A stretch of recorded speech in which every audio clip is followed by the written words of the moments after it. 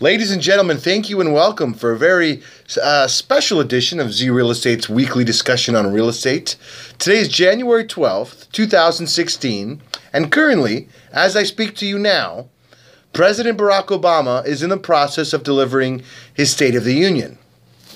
Seeing as how I happen to believe this is more interesting, I will continue with my State of the Union vis-a-vis real estate and how I see things going.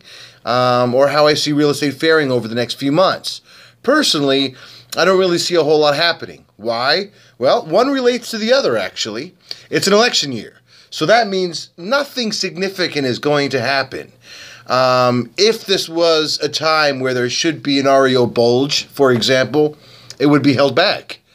Nobody wants to rock the boat in an election year. That being said, I don't really see values shooting up. I don't really see values dropping. I see things doing their very best to maintain the status quo, at least for the time being, because, again, and I can't stress this enough or too many times, it is an election year. Now, previously, during the summer, everybody was talking about HELOC-ageddon. And the mortgage resets and the delinquencies really have substantially taken off. And for that reason, I see 2017 as the beginning of another REO wave. So for any of you REO agents out there that were unable to capitalize on the last REO wave, act while the powder's dry. Move now and sign up with all the banks, because 2017 will be a good year for REO.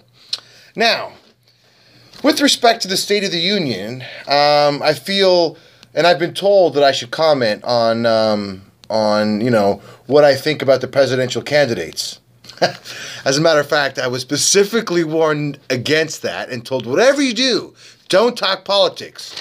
And everybody who knows me knows I don't do what I'm told. So, in keeping with that theme, I'm going to talk politics for just a moment, but in a very special way. And what I mean by that is, I'm not going to publicly endorse or condemn or ostracize any candidate, but I'm going to offer my opinion, as humble as it may be, about why things are happening and why certain candidates seem to be getting more popularity over others. Okay, so let's start with Trump. I realize it's kind of a hot button issue, and some people say, yeah, go Trump, and it's interesting because I haven't really met anybody that thinks Trump is okay. They either adamantly hate the man or they're gung-ho Trump. He either has tremendous support or elicits a very ill feeling in people, which is interesting because, I'm actually the same way. So, anyway, here's why I think he gets the reactions that he does, and ironically, I don't think it has anything to do with him as much as it does with people's sentiment about the state of the government and their refusal to believe that our government can do anything.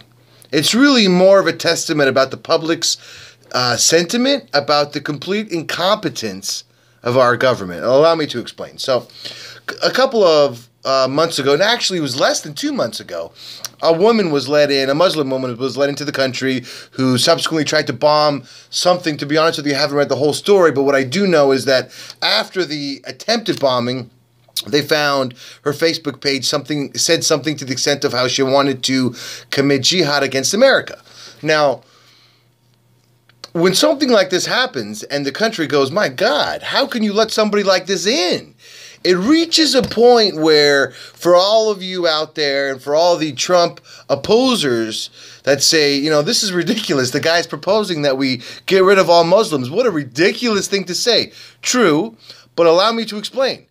When something like what I just explained happens, you reach a point where the entire constituency and the entire country loses all faith in the government to do anything remotely possible that can solve the problem. So, meanwhile, skip ahead, confidence in the government just dwindles and dwindles and dwindles. Then you get some radical coming along going, I have an idea.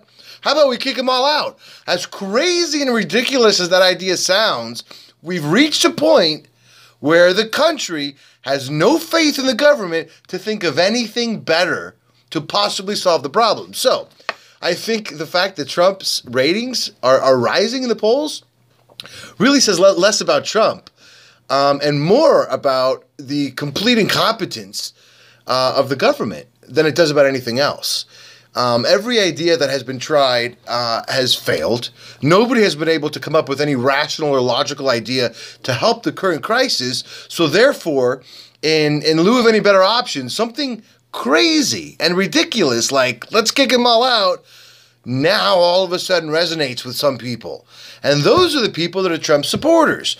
Now, the people that are just adamantly opposed to the idea for the sake of, the ridiculousness of the idea and nothing more. Granted, I am one that believes that's a ridiculous idea. However, at the same time, I can appreciate the frustration that the rest of the constituency has with the government's ability to come up with any better idea. They just can't. What have they been able to do so far?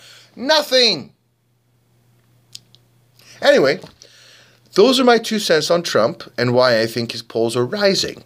So, any of you that would like to comment, disagree, call me an idiot, by all means, let me tell you how you can do that. You can email me at zbanker@aol.com. I can be found at Instagram at zbanker.